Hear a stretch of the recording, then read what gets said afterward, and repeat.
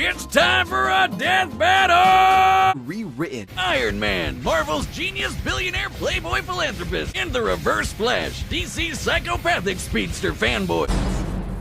Over the course of his long career as a founding member of the Avengers, he has constructed dozens of different models, which he can call to him at once like a literal one-man army. Most of his armors come with the same basic toolkit: super strength, massively hypersonic flight, and repulsor blast. Repulsors are extremely dense beams of muons, unstable subatomic particles similar to electrons.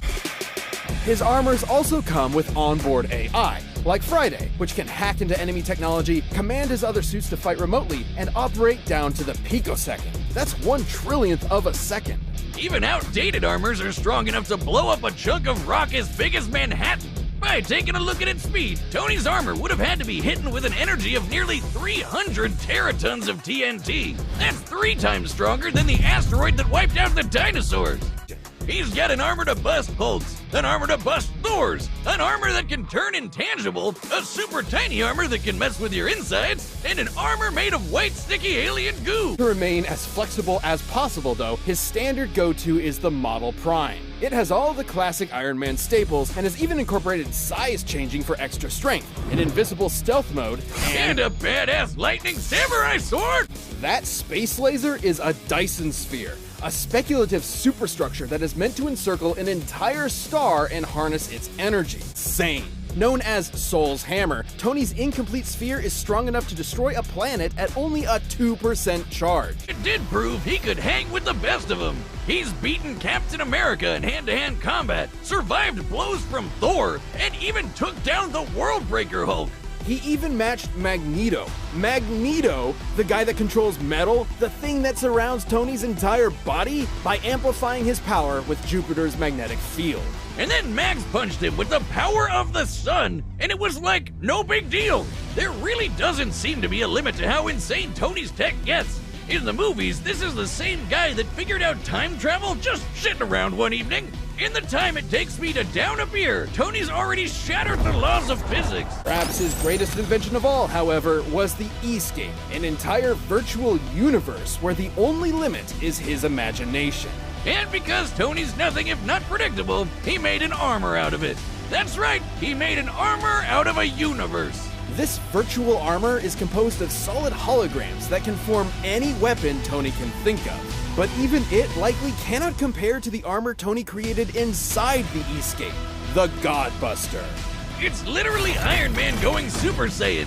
The Godbuster was so powerful it destroyed the entire E-scape in a single blast, along with the AI controlling all of it. An earlier iteration of the Godbuster was able to stand up to Celestials, cosmic gods that can warp reality, like Galactus, Odin, and Franklin, who can threaten the multiverse with their power. So it lives up to the friggin' name in case you were wondering. But it isn't that kind of power that makes Tony special.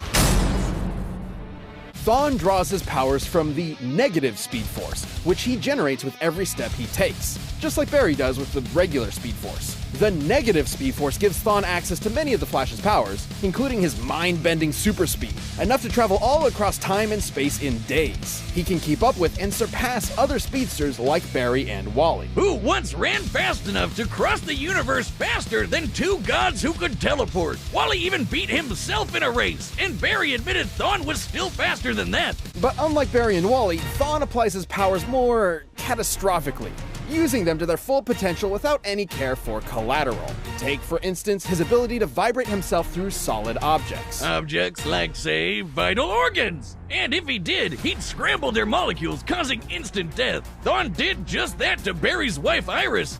Thawne's vibrations are so powerful, he can even produce a counterforce that can reverse the destruction of the entire universe. Pretty crazy sounding, but even B-tier speedsters like Jenny Ognats can do the same kind of thing. And when Barry and Wally raced each other, they were tearing up the entire multiverse. Thawne can create shockwaves with a snap, phase into your body and possess you, and even speak at such high speeds that you'll hear his words as though they were your own thoughts. And instead of stealing your speed like other Flashes, he can steal your time. Yeah, Thawne can yoink decades from your life and age you 80 years in just a few seconds. But Thawne's greatest ability is his unmatched skill at time travel, and he uses this expertise to be as petty and cruel as humanly possible. Thawne wasn't a dummy. He knew that if he went back in time to kill Barry before he got his powers, he'd erase himself from the time stream too. So instead, he'd just make Barry's life suck as hard as he could. Actually, Thawne was just inside the time stream when Barry initiated Flashpoint, which